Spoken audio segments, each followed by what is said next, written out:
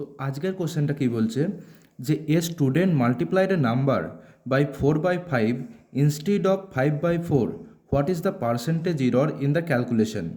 মানে কোনো একটা ছাত্র যদি একটা নাম্বারকে 5/4-এর জায়গায় 4/5 দিয়ে গুণ করে তাহলে কতটা পার্সেন্ট ইরর বেরোবে ক্যালকুলেশনে, সেটা আমাদের বের করতে হবে। ঠিক আছে, তো এখানে কি মানে যেটা আমাদের করতে হতো কি 5/4 দিয়ে গুণ করতে হতো, কিন্তু করেছি কি দিয়ে 4/5 দিয়ে।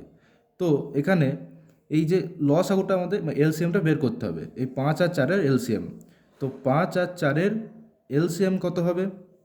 20, তাই তো। এবার আমাদেরকে কত দিয়ে করতে বলেছিল? 5/4 দিয়ে গুণ করতে বলেছিল। তো 20 এর 5/4 কত হবে?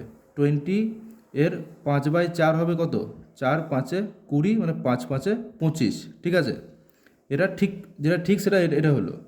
এবার আমরা করেছি কোনটা দিয়ে, মানে ভুল কোনটা করেছি? ভুল করেছি 4/5 দিয়ে গুণ করে। তো 20 এর 4/5 কত হবে? 5×4 = 20, মানে 16 হবে, তাই তো। এখানে 25 বের হতো, এখানে 16 বের হয়েছে। তাহলে ডিফারেন্স কতটা? 9-এর ডিফারেন্স। এবার আমাদের কি করতে হবে, এই 9 যে ইররটা বের হয়েছে, যে বেশিটা আমরা বেশি বা কম যেটা বেরিয়েছে সেটা হচ্ছে 9। ঠিক আছে, এবার 9 কার উপর হয়েছে? মানে সঠিকের উপর হয়েছে, মানে 25-এর উপর।